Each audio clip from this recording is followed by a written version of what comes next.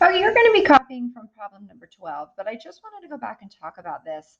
I really don't know if the textbook does this in the best order because we haven't done enough of this before they drop you up into exponents. And it's important that you understand that 6x plus 3x is 9x. We add the coefficient, but the variable stays the same. And 6x to the third plus 1x to the third is 7x to the third. When we are adding of like terms, we keep the variable the same and we add the coefficient. This one can't be simplified.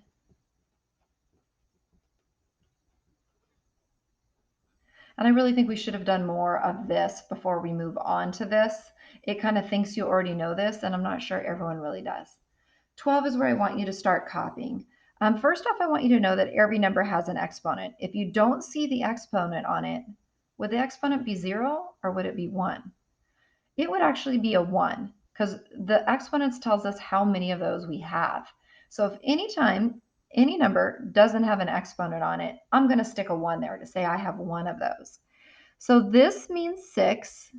This means 6 times 6 times 6 times 6. And this means 6 times 6 times 6. And so my base is 6, and my exponent tells me how many of those I have.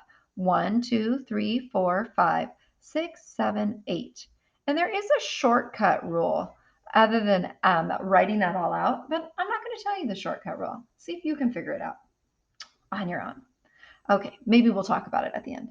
This one here, I would like to put things that look the same together. And all of this means multiplication. So I'm going to group together the 6 to the first and the 3 to the first. And I'm going to group together the x to the third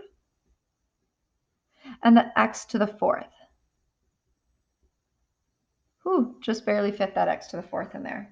So these I can multiply. These are not exponents. It just means 6 times 3. I only have one of each. So 6 times 3 is 18. The difference here is I wrote it in exponent form because they were all the same. They were all the same. Here they're not the same. So I'm actually going to multiply those out.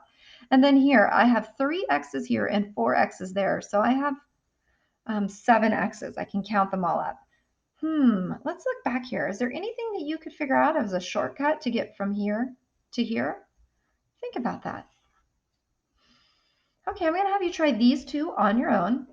Pause the video and try them on your own.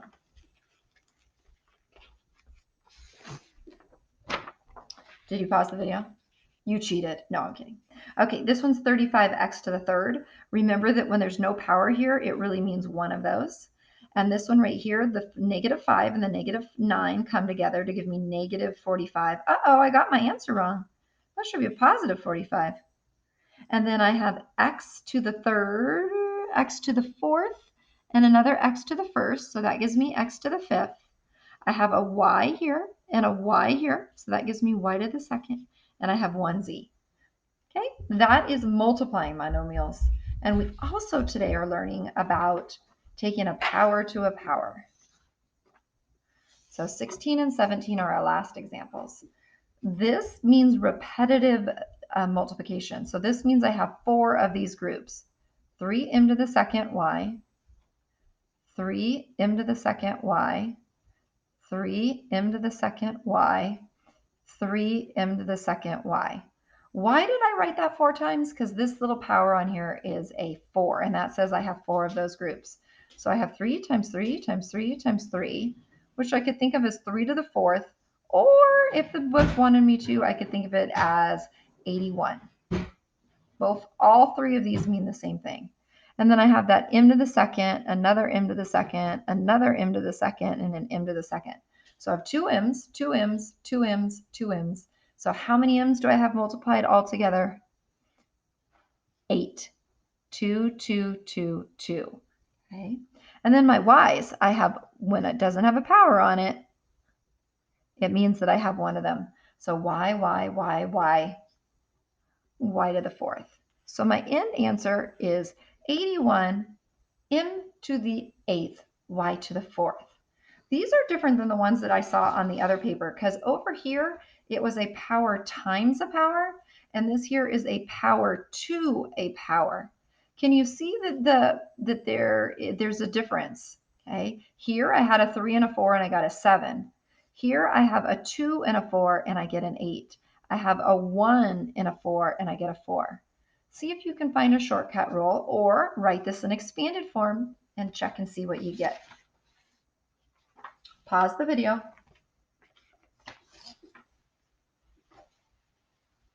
Okay.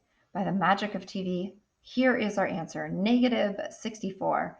X to the ninth, y to the third, z to the sixth. This lesson looks easy when we do it together, but it's actually quite challenging. The homework's 8 problems. Take your time. Don't get frustrated. When in doubt, write it out.